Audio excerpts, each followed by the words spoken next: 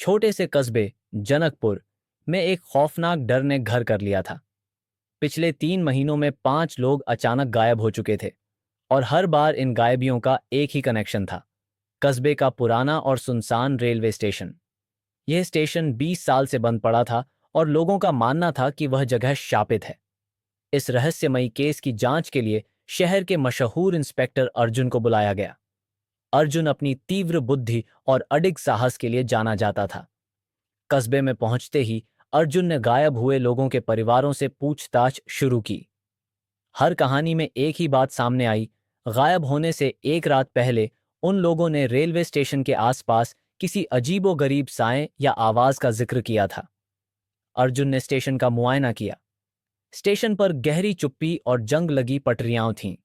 चारों ओर बिखरे कचरे और जालों ने उसे और डरावना बना दिया। स्टेशन के एक कोने में अर्जुन को एक पुराने कमरे का ताला टूटा हुआ मिला। अंदर एक लाल रुमाल पड़ा था जिस पर खून के धब्बे थे। अर्जुन ने वह रुमाल लैब में भेजा और रिपोर्ट का इंतजार करते हुए स्टेशन की रात में निगरानी करने का फैसला किया।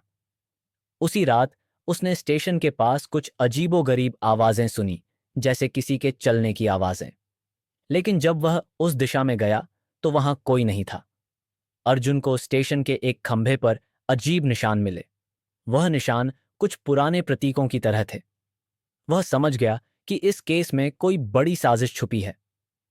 अगले दिन अर्जुन को एक बूढ़ा आदमी मिला जिसने उसे बताया कि वह स्टेशन के पास एक रात को किसी को सफेद कपड़ों में घूमते हुए देख चुका है। वह बूढ़ा आदमी डर से कांप रहा था और उसने अर्जुन को सलाह दी कि वह स्टेशन के पास न जाए। लेकिन अर्जुन ने उसकी बात को नजरअंदाज किया। लैब रिपोर्ट से पता चला कि रुमाल पर लगा खून हाल ही में गायब हुए एक व्यक्ति का था। अर्जुन ने तहकीकात और तेज कर दी। उसने पता लगाया कि स्टेशन का मालिकाना हक एक शख्स रघुवीर के नाम था जो 20 साल पहले लापता हो गया था। अर्जुन ने रघुवीर के पुराने दस्तावेज खंगाले और पाया कि वह किसी गुप्त व्यापार में शामिल था। स्टेशन पर कुछ ऐसा छुपा था जिसके कारण वह जगह बंद कर दी गई थी। अर्जुन ने स्टेशन पर पूरी रात बिताने का फैसला किया। उसने अपनी रिवॉल्वर और टॉर्च लेकर स्टेशन का चप्पा चप्पा खंगालना शुरू किया। आधी रात के समय उसने स्टेशन के पुराने गोदाम से कुछ आवाजें सुनी। वहां जाने पर उसने देखा कि जमीन के नीचे एक गुप्त दरवाजा है। जैसे ही अर्जुन ने वह दरवाजा खोला, एक तेज हवा का झोंका आया। सीढ़ियों के नीचे एक अंधेरा कमरा था। अर्जुन ने अंदर जाकर देखा कि वहां कई अजीब उपकरण और काले जादू से जुड़े सामान रखे थे।